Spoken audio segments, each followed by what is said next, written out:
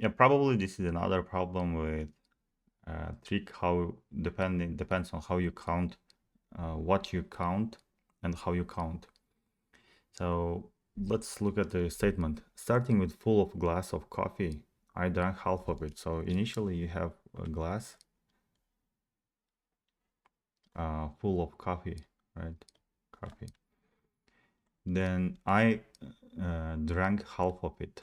So you are drinking half of the coffee.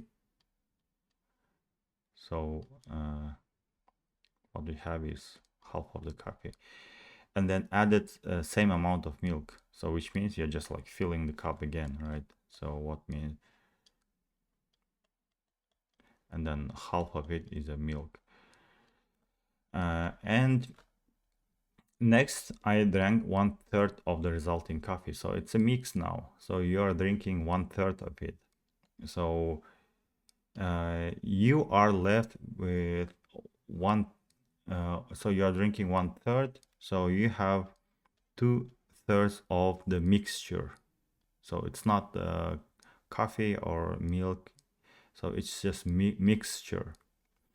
And then you are filling again. You are making full again. So add some another same amount of milk. Add milk. And then next you drank 1/6 of. So you are left with 5/6 of the milk, right? And then after that you pour again milk. And then you just empty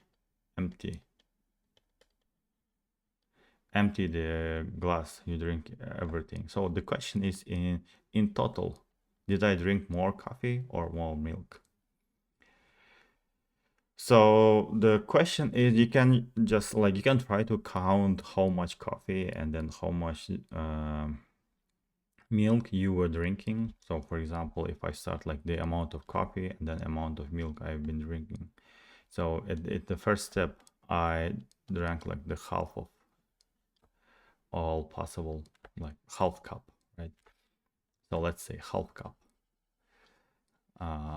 And then we have this here. So now after this point, after the first step is very easy. So, and then in the second step, I'm drinking 1/3 of the everything, but this 1/3 was half milk, half coffee. So I drink like 1/6 of both, right? So like 1/3, 1/3, like 1/6, 1/6. At this point, it gets very confusing because we had like half and half mixture here, and then we are adding milk, and then milk becomes more. So you have to do the calculation of the concentration, and then when you drink out, you will have some numbers here, right? Add, and then another step, and then you drink everything, and then in the end you sum the total here. Uh, that's like a very mathematical way of dealing with the problem, right? So if you change your point of view to this problem, you can do the calculations very easily. So it's easy to figure out the total coffee. So initially there was a full glass of coffee, so 1 cup of coffee. No extra coffee was added. So the amount of total coffee is 1 cup. 1 cup. So that's a fact. That's what we know. So now we want to, so since at the end I drank everything and remained, so everything that has been poured inside, and every milk, and then the initial cup of coffee was drank by me. So how much milk did I add? How much milk was added? So the amount of milk is in this situation is only milk that was added from outside, right? So initially, so first I added half cup of milk, and then I added, so since I drank 1/3, I added another 1/3 of milk, and then I drank 1/6 of the mixture. So I added 1/6 of milk.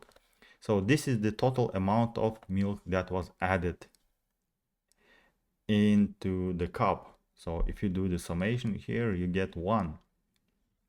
So which means the total milk is also 1 cup. So looking at these two facts, you can say that the amount of coffee and milk in the end was equal. So there are two ways of counting the same numbers in some problems. So sometimes counting one way is much easier than counting the other way. So we have to consider counting from different ends, different ways, different perspectives. So when you figure out the easier perspective to count the amount that you need, you can do much easier solutions.